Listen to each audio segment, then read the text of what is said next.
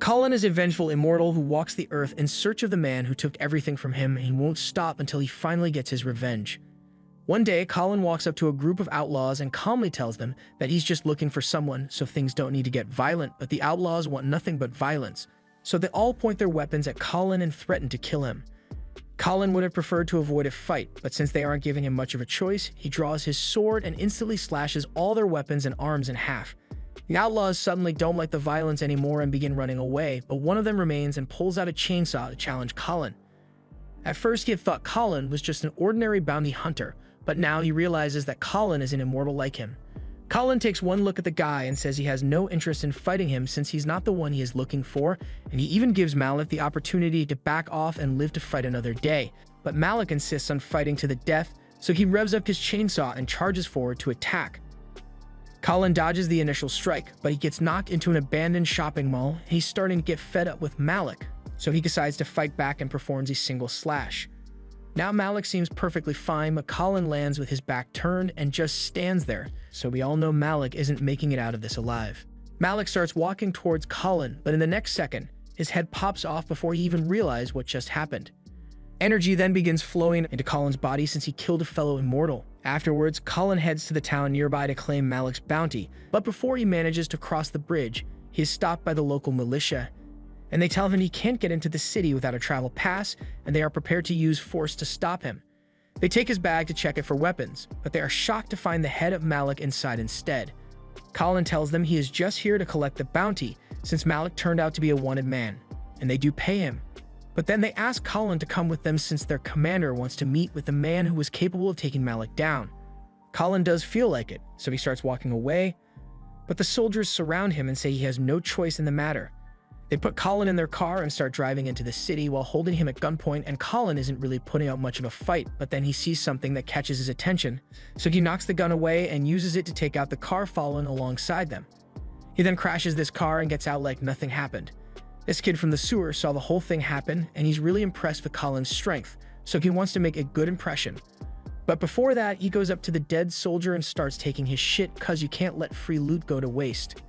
He then goes up to Colin and asks him if there's anything he wants, food, drugs, or alcohol, because he always knows where to get it. Colin would normally ignore the kid and keep walking, but he's a raging alcoholic, so he asks for the liquor, and the kid directs him to the nearest bar. There he meets a woman named Dahlia, and she saw what he did outside, so she takes an interest in him and tries to get his attention. Colin tries his best to ignore her, but she reminds him of someone he once knew, so he has a flashback and starts thinking about the Holy Roman Empire. Centuries ago, Colin was a Spartan with a wife named Moya, whom he loved very much. And he was set to fight a battle against the Roman Empire, but Moya tried to convince him not to fight because the Roman army numbers in the thousands, while his Spartans only number in the hundreds. But even so, Colin remained confident that his soldiers could overcome the odds because they are Spartans. Or at least they should be, but they got squad wiped by the Roman army so quickly that I am starting to think they were adopted. By the end of the battle, Colin was the only one left alive, so he began searching through the rubble in hopes that his wife might still be alive, but to his horror, he finds her body pinned to a cross at the top of the hill. This was all caused by the Roman emperor at the time, Marcus, so Colin swore that he would get his revenge. He eventually snaps out of his flashback, so he tells Dahlia to leave him alone, but she points out that the soldiers are still on the hunt for him, so if he doesn't come with her, then he's going to get caught in no time. Meanwhile, at the center of the city, we see a creepily perfect utopia where everything you could ever want is available, as long as it's not free healthcare. The ruler of this place is Marcus and busy watching his lover have a death battle down in the arena because nothing is sexier than watching your girlfriend murder someone. Marcus met her a few centuries ago, and since he could sense that she was a new immortal, he pulled the spear out of her heart to allow her to regenerate and told her she must serve him for the rest of eternity, and ever since then, she's been by Marcus's side. Seeing her has Marcus bricked up at the moment, so she's about to give him some hawk tool action. But all of a sudden, they are interrupted by a call from the soldiers. They inform him that the man he asked them to capture has escaped, but they will search the entire city until they find him. The woman asks if Marcus wants her to go help with the search since she's a lot stronger than any of the soldiers, but Marcus wants to finish where he left off. While the soldiers comb the streets in search of Colin, Dahlia leads him underground to the hideout for all the people who can't afford to live in the utopia. As they walk, they come across the local doctor while he's attempting to treat a little girl, but sadly, there's not much he can do since she has caught a deadly virus. A vaccine exists to counteract the virus, but the only way to get it is to be a citizen of the Utopia, so he says she's not going to make it past the next few days. Dahlia leads Colin back to her house and tells him to make himself comfortable while she gets herself ready. However, Colin knows she must have some ulterior motive for bringing him here, so he tells her to tell him what it is, otherwise he's going to leave. Dahlia gets desperate and pleads with Colin to stay because she needs his help. The virus has been spreading a lot lately, so the people here are going to die if they don't get their hands on the vaccine soon. Colin doesn't see a reason why he should care though, so he walks away. Dahlia runs after him all the way back up to the surface and begs him to reconsider, but Colin says the problems of this city have nothing to do with him. However, as he sees Marcus's face on a billboard, he suddenly has a reason to get involved. He demands to know where Marcus is right now, so Dahlia points to the tower in the center of the city and says he is in there, but between the advanced security system and soldiers searching for him, there's no way Colin can make it in there. Not unless he has someone to guide him, and it just so happened that Dahlia knows a secret entrance. She agrees to show Colin the way, but only under the condition that he helps her accomplish her goal of stealing the vaccine. Colin understands and says he is ready to go, but all of a sudden, they run into Joe, the kid from earlier, and he had heard that they were sneaking in to get some vaccines, so he wants to help. Dahlia immediately tells him he can't come since this is way too dangerous for a kid like him, but Colin doesn't seem to mind Joe being here as long as he doesn't cause any problems. Joe promises to do his best to stay out of their way, but literally 10 seconds later, he starts causing problems. The watch he looted from that dead soldier had an alarm on it, so it started making a lot of noise and attracted a giant sewer gator. Colin tells Dahlia and Joe to run, so the two take off, but while trying to jump across some fallen rocks, Dahlia accidentally falls into the water, so she's pretty much gator food at this point. But at the last second, Colin jumps into the water as well and slices the gator's head off in one clean swing. Thanks to him, Dahlia is alright, so they keep heading for the secret entrance and eventually come across an exposed air vent. Dahlia looks through the vent to make sure the coast is clear before they jump down, but there are a couple of guards down there, so they may be stuck waiting for a while. However, Colin isn't a fan of the stealth option, so he crashes through the vent and immediately slices up all the guards in the area because they can't sound an alarm if they are dead. The group then makes their way over to the research lab, and Dahlia points a gun at the scientists to get them to comply. She tells them that they are just here for some vaccines, so if the scientists hand them over, then no one gets hurt. The scientists are hesitant to listen to her orders, so Dahlia fires some warning shots all around the room to scare them into compliance. In the process, Dahlia happens to shoot the glass of a containment chamber, and all the scientists start freaking out and pleading with her to stop because if that thing goes viral right now, there's no telling how many people it will die. While the scientists were freaking out, Joe managed to find the fridge where the vaccines were kept, so Dahlia gives him her bag and tells him to put the vaccines in there, but for now, she's more focused on what the scientists said about that thing going viral. The scientists explain that there is a perfect virus in that room with a 100% infection rate and a 100% mortality rate, so if it gets out now, they'll all die. Dahlia is confused and asks why they would have a virus even more dangerous than the one that's already spreading, but then she realizes that the scientists are the ones who created the virus that killed most of the people in the city. The scientist tells her they were just following orders from his boss, but all of a sudden, an alarm is sounded, meaning the building is being put on lockdown to capture them. Dahlia tells Joe to hurry up with the vaccine since they have to go, but as they are trying to escape, Colin senses Marcus nearby, so he ditches Dahlia and Joe and gets in an elevator to chase after him. Ever since Marcus killed Moya, since they are both immortal, Colin has been chasing him to the ends of the earth. He chased him down on the day the Roman Empire fell and cornered him in his room, but Marcus was just a chill guy who didn't really give a frick, so he casually picked up his sword and began slicing Colin's up. Even though they are both immortal, they can still be injured, and if your head is sliced off, you'll still die even as an immortal. Marcus was just about to cut Colin's head off to finish him for good, but he was interrupted by the rest of the soldiers that came to destroy Rome, so Marcus was forced to flee for now. After that, Colin spent the next millennia searching every battlefield in the world for Marcus. Through the wars of the samurai era, the wars of early America, even World War II. In World War II, Colin finally spots Marcus in one of the enemy planes if he doesn't even hesitate and jumps straight onto the plane's wings to fight Marcus.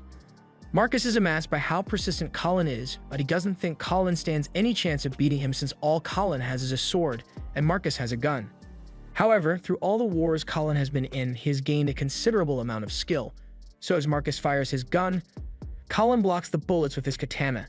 The plane they are on ends up crashing, so both of them fall to the ground and crash through the roof of a church. Colin was badly injured by the fall, so he can barely move, but Marcus on the other hand seems perfectly fine. Marcus picks up Colin's sword, but as much as he would like to finish him off here, this church counts as holy grounds. and there are rules against immortals killing each other in holy ground. He tells Colin that he's really lucky. Since Colin managed to survive today's battle, Marcus asks him if he can just stop chasing him around since he's starting to get sick of it. It has been 2,000 years since Marcus killed Moya, so he tells Colin to just get over it already. Over the past dozen centuries, Marcus has learned all forms of art, he can speak 52 languages, and he has amassed a vast amount of wealth. Yet Colin is still out here, single-mindedly seeking revenge and still as broke as he was the day they first met. He tells Colin they can make a truce and go live their separate immortal lives, but Colin refuses to give up until he has gotten revenge for what Marcus did to Moya. Back to the present, Colin finally makes it up to the top floor where Marcus is waiting for him. He was expecting Colin to show up sooner or later, and now that he's here, he plans to finally end Colin's sad immortal life. Colin attacks Marcus, but Marcus is still way out of his league in terms of combat ability, so Colin is missing every single strike he throws. The fight eventually leads out onto the roof of the tower, and Marcus is having so much fun toying with Colin that before he realizes it, he knocks Colin straight off the roof and to the ground. He's a little disappointed that he failed to finish Colin off yet again, but he's not too worried about it, since he knows Colin will come back eventually. Meanwhile, as Dahlia and Joe are about to escape the tower, Colin comes crashing down in front of them, and to Dahlia's horror, she realizes he is dead.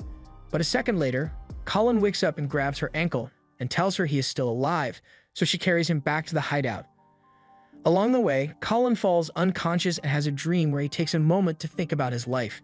He has spent so long trying to avenge Moya that he failed to realize that Moya has been with him all along. Even though she died back then, she is reincarnated several times over the past few millennia, and currently, she is reincarnated as Dahlia. Colin eventually wakes up and finds himself back in the hideout with all the people staring at him. They are amazed by the fact that Colin came back to life after such a fatal injury, and while some fear him for his immortality and more look up to him because they see him as their savior. Now that they know that Marcus is developing a virus to wipe them all out, they can't afford to stay in hiding any longer, so they all ready themselves and head out to take the fight to Marcus.